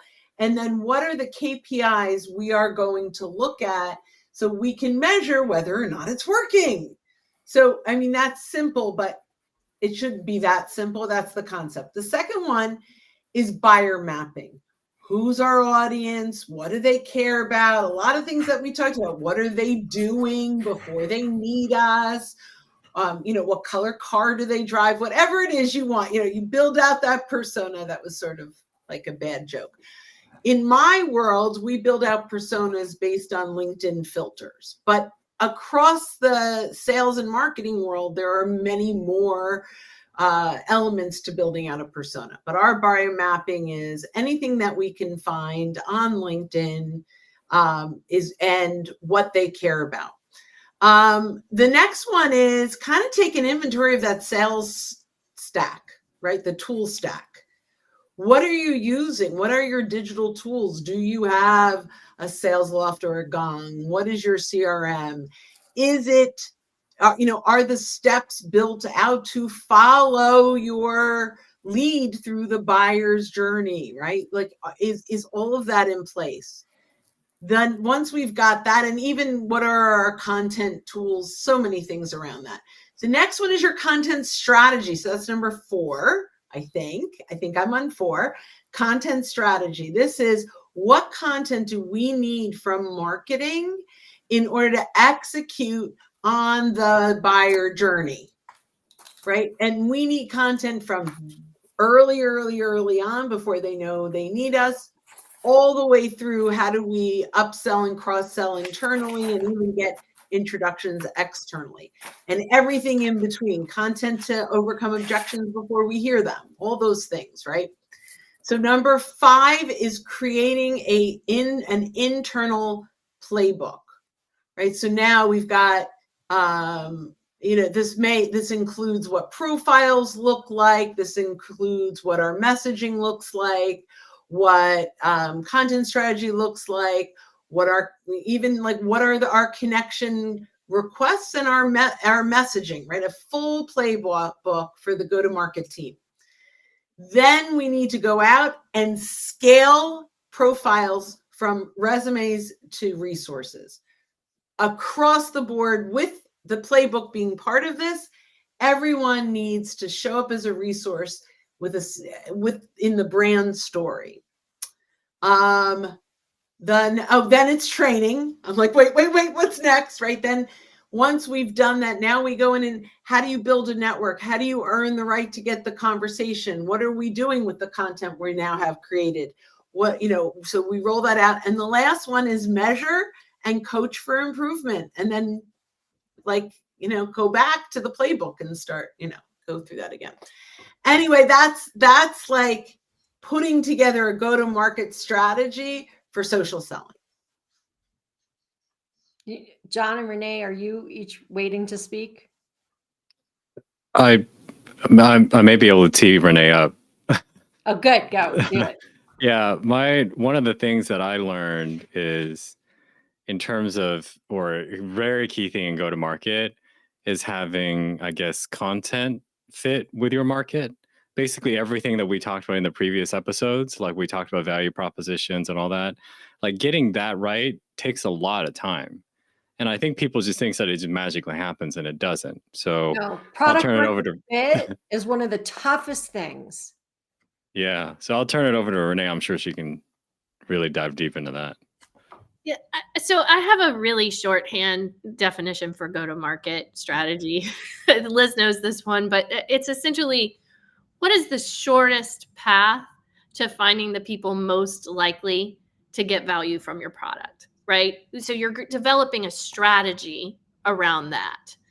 Is like, and then you expand that like to people who are maybe a little more likely, and then you expand that to other ways we can reach them, right? But when you're really starting and you're a startup, you're looking for the fastest path, the shortest path to how to get the people most likely to find value and get them to your product, right? Like, so that involves marketing, that involves sales, that involves customer success. It involves the whole thing. It means you have to have consistent messaging. You need to know who those people are. You need to know what they're going to value. You need to be able to do the move them through the cycle with whatever materials you need. That could be sales enablement, that could be onboarding, that could be like all of those things are part of your go-to-market.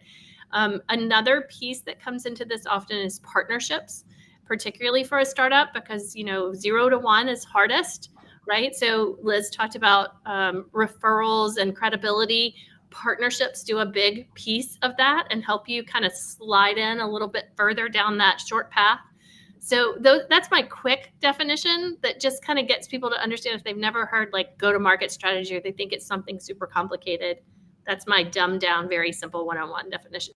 And Mike, I see you. Hang on one second. I want to back up for a minute. So when we think about go-to-market strategy, we start with how is our customer going to buy from us? Like, how will they find out about us and how will they actually purchase from us? And they can buy from us in a number of different ways. And you may come up with something I haven't, but these are the ones that I think of. They can buy directly from us, which we call either business to consumer direct or business to business direct, depending. I may sell both. They can buy through a channel or through a partner. So they could buy it in a retail store.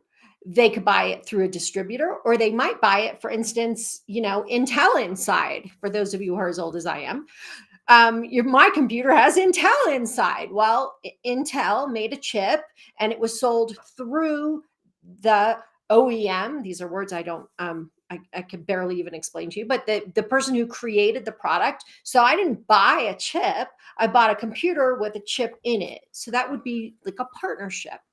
So you could buy it, or you can do completely e-commerce, either B2B or B2C, or you do any combination of those. But so when we're building our go-to-market strategy, we have to really understand, how is this customer going to purchase this from me? Are they going to buy it through Amazon? So do I have an e-commerce through a retailer? Like, what does this look like? And I think without starting there, you can't even begin to think about what your social media strategy going to be. And it's hard to think about, how am I going to build a marketing strategy? And it's hard to think about, a lot of the other pieces. But what Renee started with actually comes before that. Who am I actually selling to? Then I can figure out what's the best channel to reach them. So Mike, did you have something that you were waiting to say? I think one of the challenge, not I think, this is the reality. Many of you out there don't know which challenge you're trying to solve for. So you go in there and you're like, okay, well, I've got a marketing problem. Okay, based on what? I've got a growth problem. Based on what? I've got a demand problem. Based on what? And I think the way that I look to solve for this with folks that I've been fortunate enough to work for and work with is, it all starts with money, and that's acquisition. Like, you only acquire a customer once for the first time, right? So initial customer acquisition. And if you put a dollar sign right in the middle, that's your acquisition piece. So how do you acquire? How do you make money? How do you bring those dollars into the business? And if you're struggling with bringing dollars into the business, then work to the left and figure out what your potential demand channels are. It could be one-to-many, it could be one-to-one, it could be partnerships. Have a couple that you can test. And then on the right side, look at things like retention and expansion. And if you look at the acronym there, it's DARE: demand, acquisition, retention, and expansion. You dare to grow. If we can compartmentalize and segment our challenges into one of those three categories, horizontally or vertically, then we can start to get into how we specialize inside each of those areas. So be really clear about the specific go-to-market challenge you're trying to solve for before you go out there and just start doing stuff for the sake of doing it. And if you're not making money in your business, solve for it first. Like solve for being able to demonstrate the ability to acquire a single customer first, and then move on to some of these other things, because everything else is just hope and dreams and prayers, and you can't reflect on what you're going to do. So activity without, hang on one second, John. Activity without strategy is chaos. Yeah, So figure ridiculous. out what you're trying to accomplish figure out how you're going to accomplish it, and then start acting. And get into those measurements that Bryn was talking about. Like measure the impact that the work has. Yeah. Sometimes you think you're doing the work, but you're not. You say you're doing the work, but really the reality is you get busy doing other things, and you're procrastinating, and you're following other people, and you're doing some other, you're spinning around in circles. There's some other colorful ways to say this, but I will not do that publicly on this. Go, John. What do you got for us? I was going to say, to add to what we've all talked about here, I think the number one mistake that people make on their go-to-market strategy is that they think that they sell to everybody. Yes. And that's how they go to market. I sell to CEOs. That's it. Bottom line. I was like, no, that's not how you're going to do that.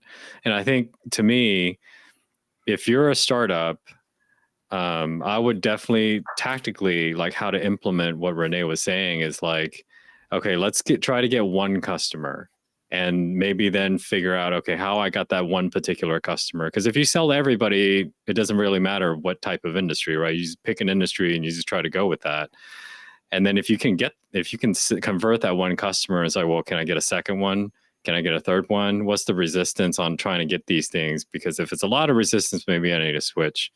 But that's how you got to do it. Because if you start off going, I sell to everybody, well, then I don't think there's enough money in the world for you to try to tackle a market that big. You got to focus somewhere. Yeah, unless you're Coca-Cola and you've got the kind of brand recognition Coca-Cola already has, and the budget, which is bigger than some countries' revenue, or CPI, not CPI. What's the word I want? GDP. Yeah. This is the economist that doesn't know her letters. Unless you're Coca-Cola, you cannot sell to everybody. So who are you selling to? And this is what Renee really started us on is, who is it that you're selling to? How do you define that? And and everybody's afraid, well, I might miss somebody if I narrow down. Well, if somebody finds you, great, but who are you messaging to? That's most likely what I call your ideal customer, right? Renee, who's most likely to buy from you. Go ahead. Yeah, and I don't think in that messaging to that target customer, I almost don't think that you can be targeted enough. Because if you use very generic words, it's not going to hit. It has to be very targeted. And I think that's why you got to spend the time and pick somebody. If you're just starting, if you have 0 customers, just pick somebody and just go with that. Liz, I can give an example. I just got off a call earlier today with a founder who we're at the tail end of a plan that we put this together. And this is a company that's been around for a while, but they're spinning out a new product, which is leading to a new company and a new brand. And the exciting thing is, with this new thing that they're launching, right, is they're going to be able to service way more industries than what they're moving more from service and into technology, right? And the technology can be the engine for a ton of industries. But here's the thing, they were known in one industry in the past, right? They had credibility inside that one industry. So as we spin out what we basically had to kind of work around and get on board the same page from is, yes, there are like 10 industries that are going to find this complete game-changing technology, but as you said, we don't have the budget for all of them. We aren't known to all of them. We have no credibility to all of them, but we do with one, right? And that one is our springboard to the others, right? And so what we did is we developed a strategy of how we're going to address it with that one and be very specific, but leave ourselves some breathing room to grow when we're ready to use that one to springboard to 2 and that 2 to springboard to 3. And so how do we make sure that we aren't blocking out messaging and yet niching it down. There is an art to that. But where you really have to get comfortable is I have to win one before I can win another. If you were, and I hate to use battles, but it's one that people understand. If you were trying to fight a war on all fronts, you become much weaker and it's much harder. But if you take a beachhead and you really go after one, and then you can sort of do the rest with dominoes, right? Like you have to have some sort of beachhead that you go in on. And that's kind of what our plan is for this one. It's a fully thought out plan. Like there is no, we're only going to do this if, right? It's really thought through on how to get to the different stages, but it will take time, right? And that was a big conversation of how to get there, because as John said, this CEO and founder is like knows he has a great thing, but he also had to understand, okay, what's the first thing we're going to do, right? What's the thing we're capable of doing today? So I think what's really important too is we're sort of focused on the idea of startups right now, but go-to-market strategies change. Like this is not I created my go-to-market strategy and it's this forever, because it doesn't happen that way. I work with my target market is manufacturing companies whose go-to-market strategy is changing, either because the clients they're selling to have changed, something about their competition has changed. Like one of my clients, their competitors all got purchased by VC funds, which meant they were going to have a lot of money to do things that they needed to be prepared to compete with. Sometimes they have a new product, or the way they deliver their product changes, right? So, so if you think that go to market doesn't change, then you get really stale, right? Even 30-year-old companies have to go back and look at their go to market strategy. Yeah, I agree, Liz. I think it takes a review, right? And I mean, I don't remember touching a single client over the past 10 years where some adjustment didn't need to be done, right? Like, I mean, maybe you had channels that changed. Maybe the reliance on channels is going away and you haven't caught that memo yet. Maybe co-op dollars were once a big thing that you could get. And I mean, I literally cannot think of a single instance where something out external wasn't affecting the internal go-to-market strategy. Yeah. A lot of my clients have never had an outbound sales team before, and their environment has changed enough that they're saying, hey, I need help building an outbound sales organization. The world around us changes. And I think one of the things that people are so afraid of when they create a strategy, whether it's a go-to-market strategy or a business strategy or a marketing strategy or a sales strategy, is that this somehow is written in stone. And it's never, and if you're not watching us, Mike just shook his head big. No, it's never written in stone. It can't be written in stone. We have to be prepared to pivot. We have to be prepared to address whatever is happening in the world around us, whether it's COVID or it's oil or it's war or whatever it is. The world around us, a big drop in the economy, whatever it is, we have to be prepared to pivot, to change our go-to-market strategy, sometimes to change our product line. But we always have to be thinking about, where do we want to go? You have to create the strategy and then you can change it. You can't just not create the strategy because it might change. Yeah, it shouldn't be a binder that's sitting on the shelf gathering dust, right? I've seen many of those. Oh yeah, me too. You know, John mentioned earlier he thought one of the top mistakes was people thinking everybody was their customer. I agree with that one, but I would say coming in really close behind it in go-to-market strategies is someone goes into a peer group, right, or something like that, and they come out and say, I've heard this is the number one thing. Like this worked for X, right? X worked for Y. Without realizing that maybe that social media influencer strategy that you were talking about, Liz, really works best for B2C, right? Not B2B. You're a B2B company, and a B2C company that you were sitting with is the one that said that used it. Or or simply that it doesn't work well with you use salespeople, and the influencer works great if you have e-com set up, right? Like whether you're B2B or B2C, if you have e-com versus you going through salespeople where you have custom solutions, right? It doesn't work as well. So really, that's probably, I'd say, a really close second to being the top mistake I see is there's a lot of great advice out there, and that's wonderful. And a lot of people have a lot of stories. They will also, memory is selective. They will tell you the parts that worked and not the parts that didn't, right? When you hear them speak at conferences and things like that, you hear a very narrow view of a lot of it. But you also have to remember how much it applies to you and what works for your organization, for your customer. That's where I see a lot of tension around go-to-market strategy. And I'm often very honest with people about that. I hear you, and that is a great one. It's not your great one. Yeah. I mean, I'll give you, for instance, right now is SEO. Like if you're coming to the game for SEO and you haven't done it before and you're hearing everybody else like built their business up, well, if that was 10 years ago, it's a different ballgame.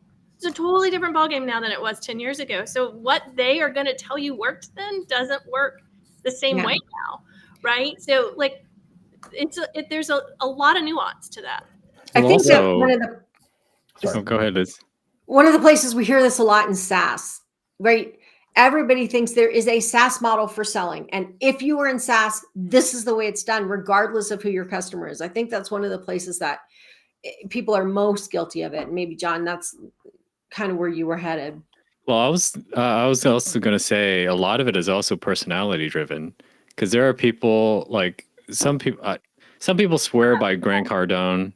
I don't know who he is, but apparently he's a room divider apparently, and but I'm like, there are people that are very aggressive in their sales tactics, and there are people that are not. I am not one of those people that are aggressive, so I'm sure that stuff will work for some people, but given my personality type, it's not going to work for me. So, Well, and given your company values and mission, yeah, right? It doesn't work for Yeah. you. exactly. So I 100% agree with you, Renee. Well, and then there's operational, right? Like if you have an influencer sending a bunch of people, do you have any way to credit for referrals, right? Do you have any kind of specialty affiliate links or anything like that? Like there's a lot of operational things that you have to figure out if you want to do some of these different channels. It's just, you really have to understand. That's why I say, if you go back and really think about the shortest path to the best customer and work from there, then you can listen to all the advice in the world. How's it fit that? In God we trust, everyone else bring data. I think that was Deming that said that. Like, it's just what ends up happening is we fall into one of the traps that Liz talked about in an earlier conversation around the impact of emotion on decisions and the emotion on gut feeling and the emotion on all these other things. And if you don't have a process in place or a combination of processes and tools, systems in place that can help you gather data, evaluate the data, use the data for feedback, and then use it to inform decisions, you're going to find yourself chasing the next shiny thing that someone says on a podcast or someone says in front of a group or someone who knows somebody else suggests to somebody else. You'll get yourself into this vicious cycle of going from one thing to the next, to the next, to the next, and not actually making progress, or maybe looking back and wondering, where did all my money go? Yeah, I tend to think of success as a poor teacher, right? You can have something that goes right, but it didn't go right for the right reasons, right? Like, let's say it's a CEO driven sell, and he leveraged his relationship to get into a particular account, and now he thinks that is the way that his sales organization has to approach that particular market. And it's like, that's not really how that happened, right? And you could be chasing the absolute wrong customer base, the wrong industry segment, the wrong ICP, and then, as Mike was saying, or John was saying, the amount of money that you're now going to spend pursuing that could make it to where your organization is no longer viable, right? So I think it's something to be very, very careful of. Come on, Chris, I have this great Rolodex. Well, I think we spend a lot of time deconstructing failure and very little time deconstructing success. Yep. And then somebody who's really good at marketing or writes a book talks about their time when they hung out on a bus, and that bus went from 50 million to 250 million. And now they've got all the secrets on how to get from 50 to 250 million because they happen to be on the bus. But they won't tell you that they didn't build the bus. They'll just they'll explain to it as if they built the bus because they knew how the bus operated. And we've seen that. We've seen that in every one of those books that or they knew the or they just knew the color or the people that have been mentioned. Or they just knew the color of the bus, and the bus was yellow. Everybody should drive a yellow bus. Yep. And when you do it to somebody else's bus, realize you're impacting their family, their livelihood, the livelihood of their customers. This is the kind of stuff that drives me absolutely nuts. And I get overly passionate and excited about it because I think it's absolutely ridiculous that we go in there and we play with other people's business. And this is what will happen if you bring someone from Oracle to run your startup. Yeah, don't do that. Don't play startup. And I hear it all the time. And Renee, I know you've got something to say, but this is, I mean, I could spend hours talking about hiring the wrong head of sales or the wrong salespeople.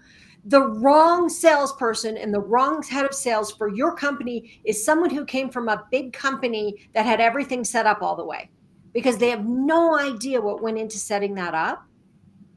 You want somebody who's done it before successfully. Not somebody who was a sales manager at a company like Oracle that everything is in place for them. The conversation I have with, and sorry, I'm going to go off on this for a second. The conversation I have when I'm hiring for my clients, and I'll say to somebody, a salesperson or sales leader that they're talking to, what are you going to do? You're going to, now at a startup, you're not going to have very much support. You're sort of going to have to build it while you're flying. Maybe no CRM. Maybe not even a CRM. And they'll say to me, oh, I didn't have any support at Oracle, or I didn't have any support at put in big company. They barely helped us at all. And I'm like, you are about to understand what no support means. Liz, what I was going to say earlier, and I think it applies in the people part of this too, exactly what you're saying, the right person who's done it is, and it's the same as what Chris said of someone telling the story that, this introduction to this one great relationship. There are a lot of companies out there that happen to land with the right thing at the right time in the right place in what I'd call a gift market. Yeah. Right. And the minute that gift market gets competitive in some form or fashion, the go-to-market strategy has to change because essentially that was a gift for you too. So I think that's understanding people who've been in the gift market and that playbook isn't the same. Understanding if you were in a gift market and now the world has changed, that's a big one.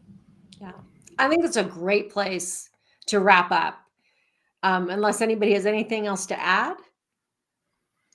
Thanks for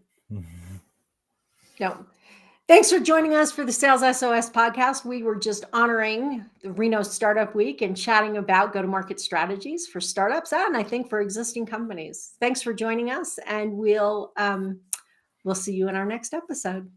Happy selling, everyone. Bye.